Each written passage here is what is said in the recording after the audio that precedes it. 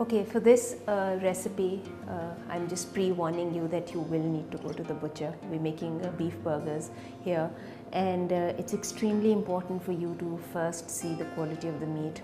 I've used chuck meat here with an 80-20 ratio. 20% is fat and 80% is meat. It's important for you to identify fresh meat, yes, and then make sure that when the butcher is passing it through the mincer, it's not done for more than twice, and that's about it, because you don't want the meat grain to break a lot, because then it will release the waters, it will release the juices, and you will not get that beef flavor with that extra bit of fat in it that you ideally want. So here I have, I'm going to make patties here. It is entirely up to you whether you season it while you're making the patties or you season it when you're grilling.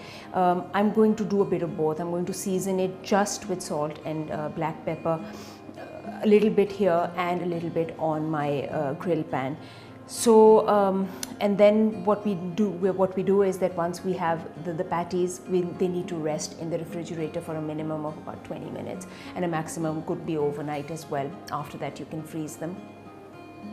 But they do need to go in the refrigerator simply because they have to reach a certain temperature before they are taken out of the refrigerator, and then that cool patty, that cool meat patty then hits the pan and develops that crispy exterior that is so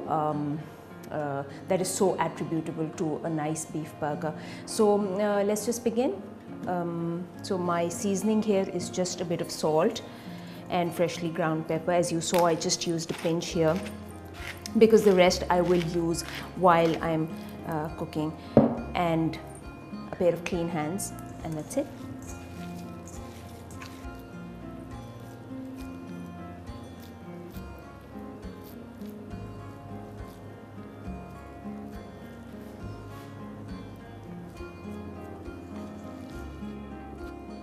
And once we have the meat patties ready, what we do is we just give a bit of an indent here with the thumb right in the center, just to prevent it from shrinking while it'll be cooking.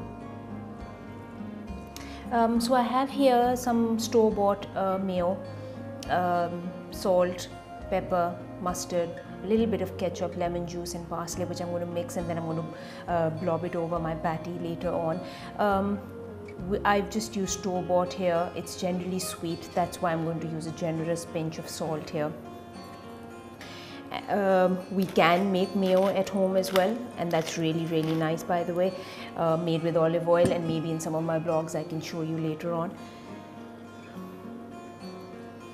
So there is a generous squirt of lemon, a bit of ketchup, not too much, and again a bit of mustard, not too much. You don't want any of these condiments going in, overpowering the taste of the patty, the meat. I'm just going to finely chop some fresh parsley here and put that in my dressing as well.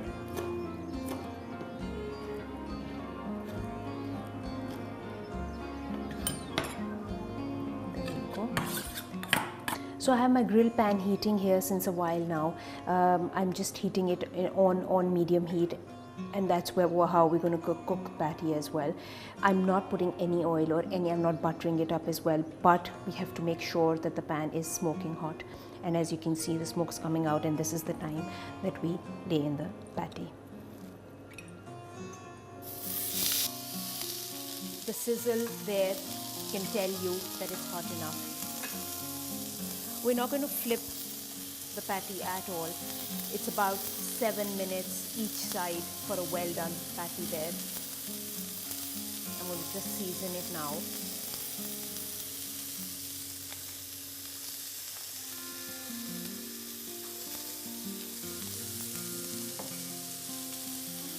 And we let it cook for about 7 minutes each side for a well done. A minute less for a medium, and about 4 minutes each side for a rare burger. So I'm ready to flip the patty now. It's been about 7 minutes each side, one side. And I'm going to let it cook for another 7 minutes on this side. Just when the meat is sticking to the pan, you should know that it's not the right time to flip. And I'm going to let it cook the same time on this side, and then we let it rest for a bit while we do the prepare things for the for assembling the burger. I have my patty ready here, and I'm going to just let it rest for a bit and put the cheese slice on top so it gets slightly melted with the heat emitting from the patty.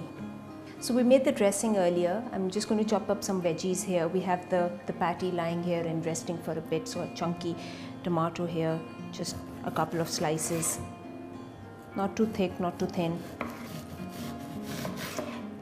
Just some onion rings. Again, it's entirely up to you. You can use caramelized onion as well. Again, entirely up to you. I have some fresh iceberg here, which I'm just going to roughly chop. Again, a matter of preference, but I'm just going to use a little bit of gherkin here. And then we can once it's rested enough, we can start assembling it. Just roughly putting in a blob of the dressing.